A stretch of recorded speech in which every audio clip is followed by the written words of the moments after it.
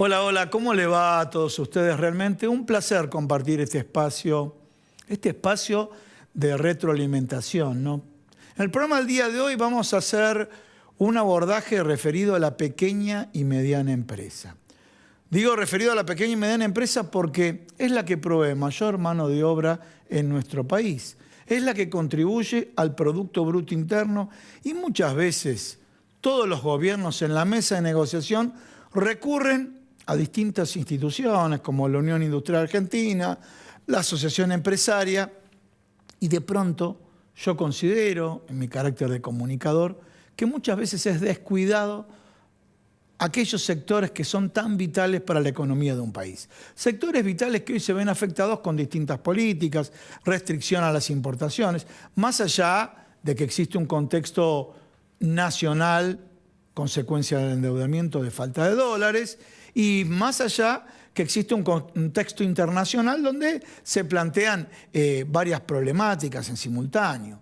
Yo, por ejemplo, uno de los temas de mi labor periodística es, en la industria farmacéutica hay un ejemplo de lo que subió la cartulina. ¿Y qué es la cartulina para la industria farmacéutica? Es el packaging, son las cajitas, cuyo precio en dólares, contexto internacional, y en Argentina le faltan dólares, aumentó de $1 a $7.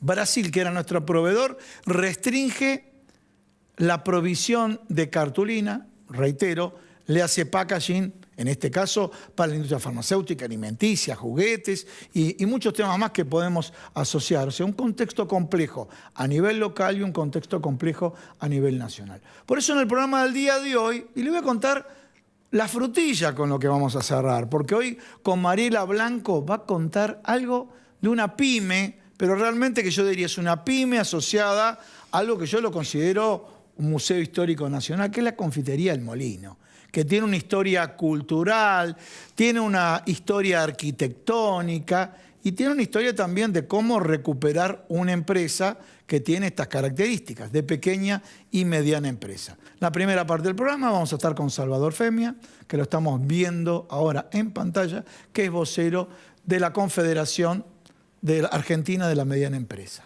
Buenas tardes. Bueno, hice la apertura comentando, digamos, primer abordaje de la pequeña y mediana empresa. ¿Cómo lo ves? Sí, es así. Somos una parte importante en porcentaje de lo que es el Producto Bruto Interno. Somos responsables de más del 70% de la mano de obra registrada, que no es un tema menor. Es cierto que somos chiquitos, pero somos un montón. ¿Cuántas cámaras representan? Entre cámaras y asociaciones, cerca de 1.500 cámaras. 1.500 cámaras. Cámaras y asociaciones en todo el país, ¿no? Sí, sí, sí. Con lo cual somos una entidad netamente federal y apartidaria, ¿no? Sobre todo eso, para tener en cuenta eso. Con lo cual creo que nos da como representatividad, una altísima legitimidad en las cuestiones que proponemos. Evidentemente, hay algunas reuniones importantes que por ahí nosotros como pymes no estamos convocados. Lo que sí es cierto es que tenemos una buena articulación con este gobierno y pretendemos que sea con cualquier gobierno. Realmente las entrevistas que hemos pedido con el gobierno fueron acordadas, hemos planteado nuestros problemas, pero bueno, hacemos la gestión y tratamos de llegar por lo menos a buen puerto de nuestras gestiones. Algunas veces se puede, otras veces no se puede. Va más allá de las posibilidades y la gestión que hagamos, ¿no? Bien, bueno, contanos un poco. A través de la Confederación Argentina de la Mediana Empresa, uno de los indicadores que ustedes trabajan muchísimo es el índice de precio de origen y destino, ¿no? Yo le quiero comentar a todo el público que nos sigue y demás, o sea, ¿cuánto recibe un productor, sí? Y cuánto... O sea, la relación del productor en la góndola. Un dato bastante interesante. Bueno, contanos un poco de este indicador IPOT, Índice de Precio de Origen y Destino. Bueno, ¿qué ha pasado en el último periodo, si querés, periodo pandemia y pospandemia? Sí.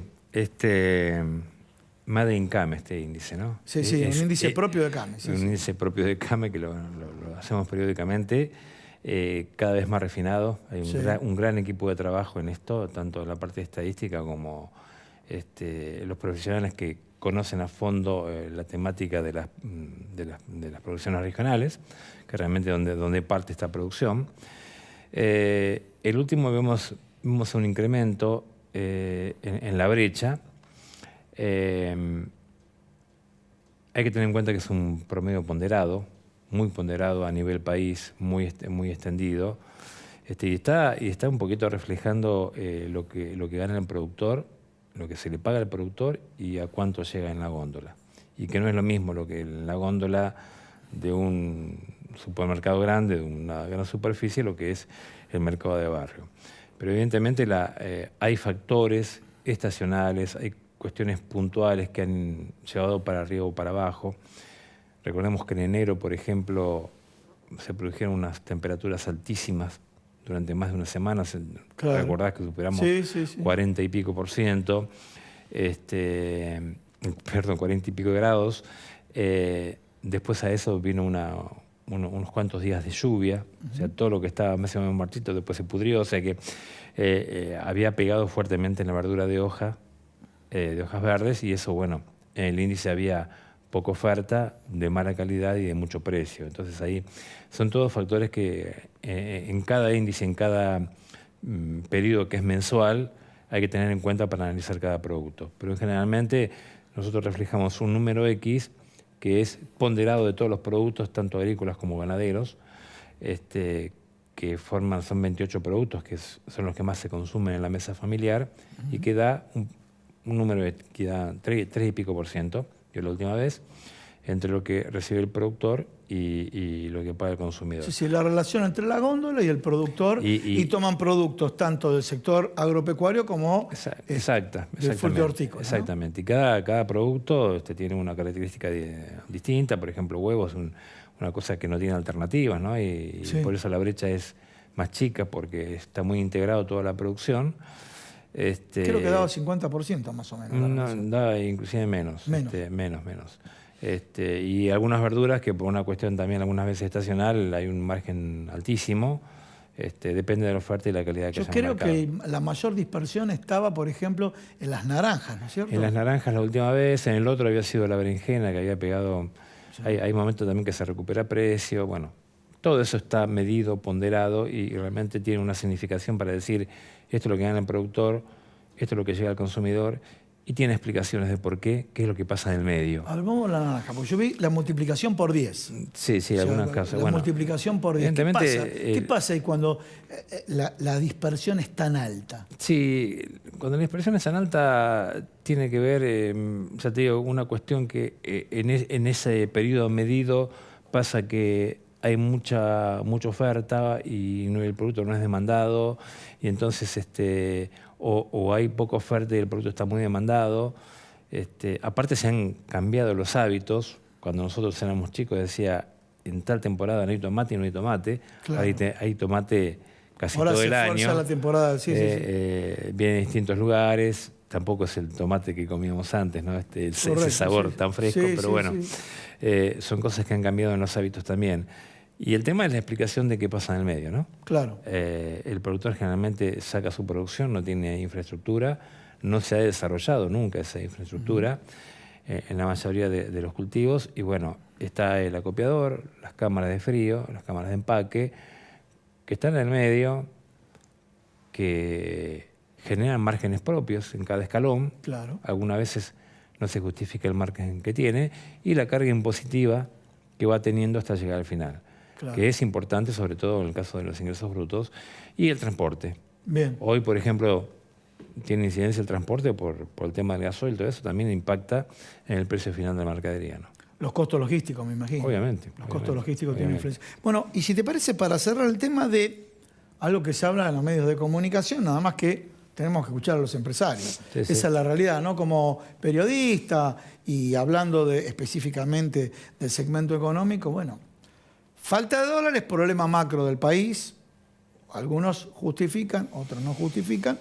Problema macro, y en ese problema macro trae aparejado el gobierno no monitoreó a tiempo las importaciones de mayo. En junio se dio cuenta que la balanza no le fue favorable en la relación exportación-importación y cortó el grifo. Y tal vez, no lo digo por el sector CAME, hubo algunos especuladores y de pronto los pymes, especuladores me refiero que acopiaron, que acumularon y demás, porque viste que a veces en los medios tratan de instalar que todos hacen lo mismo y todos no hacen lo mismo. No. Digo acopiar, yo como empresario puedo estoquear para decir, bueno, mi producción de los próximos 3 meses, y otra cosa es especulativo. La tengo, la coloco y en la jerga si hago o no hago un revoleo, ¿no? Bueno, ¿qué voy con esto? La escasez de dólares, ¿cómo está afectando al sector pyme? Sí. Te hago un comentario previo. Más allá de todo lo que ha pasado, evidentemente venimos con muchos inconvenientes desde la salida del gobierno anterior, que había sido una salida con una economía en recesión. Sí. Viene la pandemia. La pandemia ya había provocado problemas con el tema de importaciones por la suba de los fletes, sí, que impactaron. Así como dijiste la cartulina, los fletes en algunos lugares del mundo se multiplicaron por 10. Por 10. Lo que era $3.000 eran $30.000. Ah, sí. No está solucionado la logística a nivel mundial. ¿Qué aumentó? ¿El transporte marítimo? Marítimo, sobre todo. Sí. Marítimo. Hay todavía como gestión de mercadería en tránsito alrededor del mundo. Viene la guerra, que produce una distorsión de precios también. Me imagino que también afecta al transporte marítimo. Obviamente también. Bueno, dentro de todo este contexto, la verdad que por lo que sea, la realidad es que faltan dólares. Uh-huh. Y la economía se mueve por incentivos y por cuestiones coyunturales. Y lo que puede ser una especulación también se le podría llamar una cobertura. Claro. Si yo estoy importando, si importé de más, porque no sé si es posible, no sé si es una especulación, me cubro. Lo que pasa es que no hay para que todo el mundo se cubra. Clarísimo. Y evidentemente se produce un desbalance entre el que tuvo la rapidez de generar esta situación y el que no pudo entrar a cubrirse. Evidentemente está impactando en los costos, en los rumores. Hay rumores de devaluación, toda esta inestabilidad después de la salida del exministro Guzmán. Se produjo una cuestión de inestabilidad muy fuerte, un fuerte salto de los tipos de cambio paralelo y financiero, que mal es una referencia, donde los costos en una situación como esa, los precios se determinan no por costos, sino por expectativas de nivel de reposición. Claro. Entonces empieza a justificar un montón de cosas. Y bueno, una situación de inestabilidad económica macro en un montón de factores. La verdad que nos afecta por todos lados, esto afecta la oferta, porque la demanda por ahí todavía se sostiene, porque la gente se quiere sacar los pesos encima. La verdad que estamos con un proceso de hacia adelante con expectativas de inflación. Julio va a ser un índice importante. Y la gente dice, bueno, me saco los pesos. Bien. Y hay demanda y por ahí no hay productos, no hay todos los productos. Aunque no hay faltantes, no hay desabastecimiento, hay faltantes. Hay rubros que están afectados por el tema de la importación. Y en algún momento, si no se soluciona a corto plazo, puede llegar a impactar en el nivel de actividad, ¿no? Salvador, muchísimas gracias por haber venido al programa. Un gusto que me hayan invitado. Muchas gracias. Señores, no se vayan, un pequeño corte. Te quedás con nosotros acá en Feedback.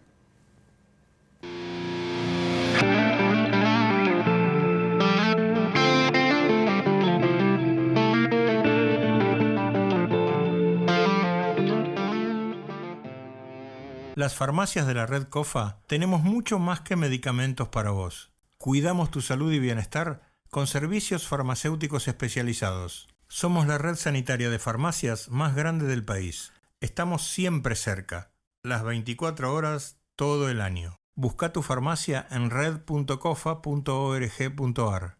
Confederación Farmacéutica Argentina. Garantizar te acompaña si sos monotributista o responsable inscripto. Ahora podés financiar tu proyecto o negocio con un crédito online de hasta $1,5 millones de pesos. Con Garantizar Digital podés acceder a tasas, montos y plazos de pago a tu alcance. Ingresá a www.garantizar.com.ar y obtené la garantía que te permite financiarte 100% online y desde cualquier punto del país. Con Garantizar Digital, vos podés. Atilra es artífice de un proyecto solidario, colectivo y social. Es una realidad que crece, se desarrolla, vive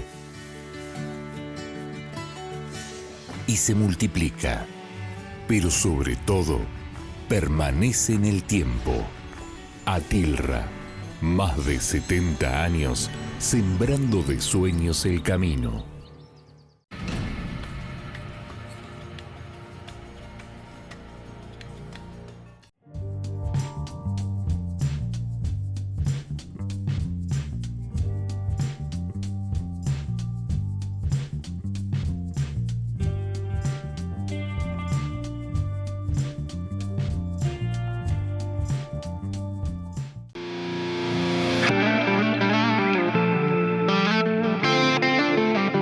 Bueno, y ahora sí, en esta segunda parte del programa vamos a tener una comunicación vía Zoom con Antonio Aracre, CEO de Singenta. Antonio, Gustavo Idoyaga te habla, ¿cómo te va?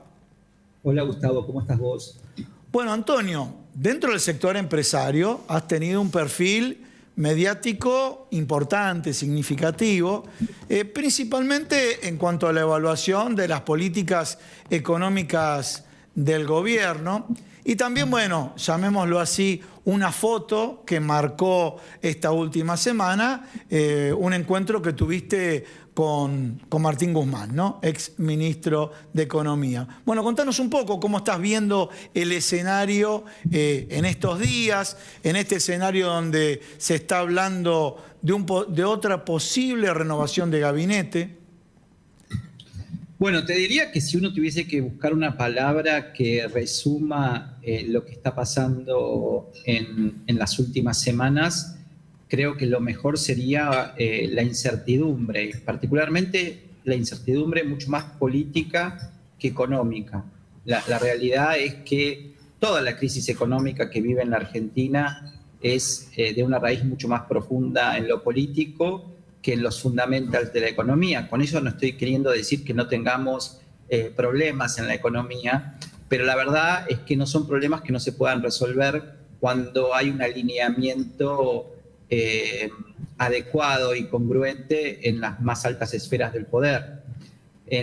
Con la llegada de Bataki se suponía que eso podía darse porque los últimos tiempos de Guzmán estaban muy difíciles con la cuestión de encontrar los consensos para poder avanzar en la reducción de subsidios energéticos, por ejemplo. Ahora Batakis eso lo pudo implementar casi inmediatamente, con lo cual es evidente que había un apoyo a ella en el rumbo económico. Ella lo manifestó en Washington con los inversores también. Pero está claro que el gobierno está prefiriendo un enfoque un poco más robusto en la conformación del gabinete. Por estos días estamos conociendo alguna decisión del presidente Fernández de hacer algunos cambios. Se habla del aterrizaje del presidente de la Cámara de Diputados, Sergio Massa, al gabinete. No sabemos exactamente bien con qué posición, en qué rol.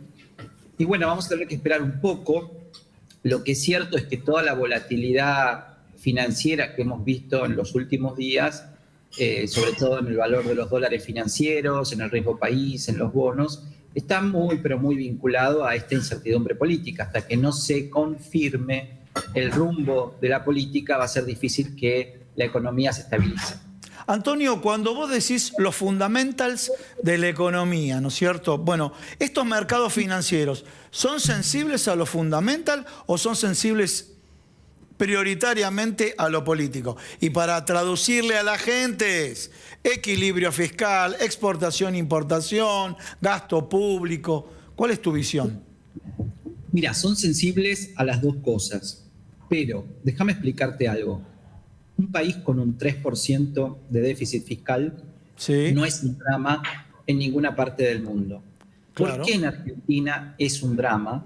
porque Argentina no tiene crédito en ninguna parte del mundo y porque su deuda local empieza a ser poco sostenible en el tiempo. Claro. Entonces, aunque 3% del PBI sea razonable, si vos no tenés cómo financiarlo, terminás teniendo que recurrir a una emisión que termina en una inflación descontrolada, que es lo que nos está pasando en los últimos meses. Claro.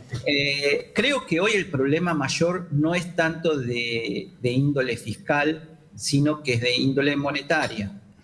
Las tasas de interés ahora parecen haberse corregido, eso es muy bueno, y esperemos que eso pueda revitalizar un poco las reservas, porque un banco central con muy pocas reservas alienta a una especulación financiera por parte de los distintos operadores en el mercado cambiario, y eso es lo que ha estado pasando en los últimos tiempos con el dólar CCL y el MEP. Bien, para no abundar con datos técnicos, principalmente por el público y demás, a ver, la presencia o no de Sergio Massa, o de cualquier cambio de gabinete, pero en este caso puntualmente Sergio Massa, ¿puede dar un refresh en la gestión del gobierno en lo que le resta para cumplir su mandato? Bueno, el presidente de la Cámara de Diputados viene haciendo un trabajo muy lógico y muy adecuado en la Cámara en tiempos difíciles, porque los equilibrios políticos, sobre todo en diputados, son muy justitos, y aún así se han podido obtener algunas leyes importantes, se ha podido avanzar en una agenda legislativa. Creo que sí, que la presencia de Massa potencialmente, si eso ocurre en el gabinete, le daría una robustez política que estaría necesitando este gabinete. Pero te diría que hay algo que es más importante que eso y que antecede a la llegada de Massa, que es el cómo llegue. Es decir, cuáles son los acuerdos entre el presidente Fernández, la vicepresidenta Cristina Kirchner y el propio Sergio Massa respecto de cómo se van a manejar las decisiones más críticas en las esferas del poder. ¿Cuál va a ser el rumbo político y económico de los próximos 12 meses de cara a las próximas PASO? ¿Qué tipo de batallas políticas está dispuesta a enfrentar el Frente de Todos en su propia interna de cara a las próximas elecciones, que no termine estropeando cualquier estrategia de alineamiento político y que permita un desarrollo económico y financiero sostenido? Si esas preguntas hoy tienen respuesta y están conversadas y están alineadas, la probabilidad de que la economía reaccione bien y veamos una Argentina más estable en los próximos meses es alta. Si estas preguntas no están siendo evitadas en las altas esferas del poder, y esto es un poco de cosmética, si querés, más profunda que la que implicó el cambio de Guzmán por Batakis, pero aún que sea más profunda, no termina de sustanciar un acuerdo sobre el rumbo, probablemente esa estabilidad que todos soñamos no ocurra. Antonio, clarísimo. Muchísimas gracias por comunicarte con nosotros. De nada, gracias y les mando un abrazo.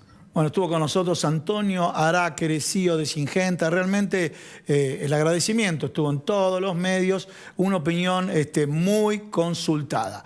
Pero hablando de opinión consultada, dijimos que para el cierre del programa con Mariela Blanco. Mariela, bueno, algo que es sensible a los sentimientos de todos los argentinos, también de los porteños, pero todos los argentinos. Confitería El Molino. Totalmente. Buenas noticias traje hoy, porque reabrió sus puertas.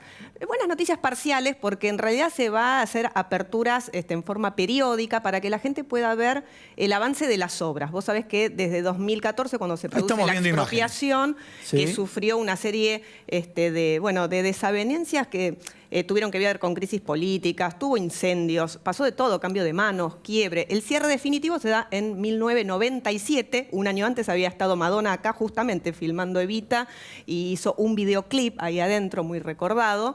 Y vos sabés que en el 2014 se produce la expropiación, 2018 empiezan los trabajos tan minuciosos, ¿no? Con una conciencia patrimonial histórico, ¿no? La calidad grande. De las terminales. Totalmente, claro. Cuando se produce el cierre justamente se declara como patrimonio histórico. Y vos sabés que por acá no solamente hay que rescatar el gran valor arquitectónico que tiene, sino también ese otro patrimonio, el inmaterial, ¿no? Porque lo que se está tratando de rescatar, además de estos vitrales, los mármoles y todo lo que uno puede ver, cómo se trabaja con bisturíes para poder recuperar los colores originales.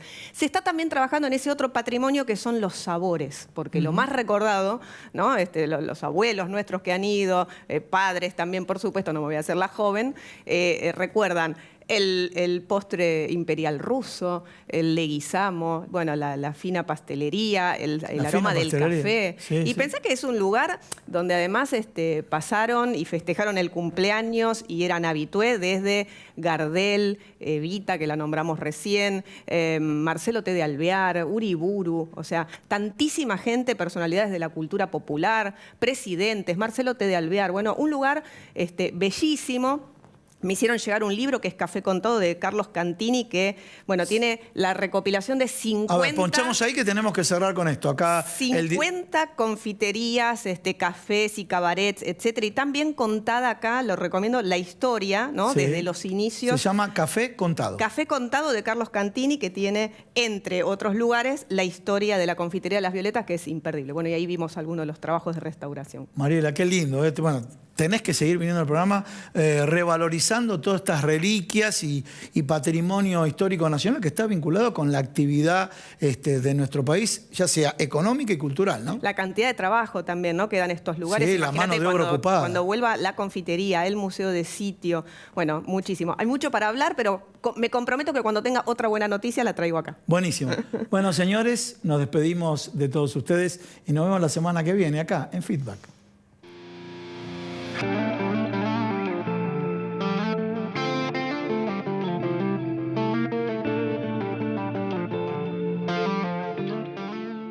Las farmacias de la red COFA tenemos mucho más que medicamentos para vos. Cuidamos tu salud y bienestar con servicios farmacéuticos especializados. Somos la red sanitaria de farmacias más grande del país. Estamos siempre cerca, las 24 horas, todo el año. Busca tu farmacia en red.cofa.org.ar.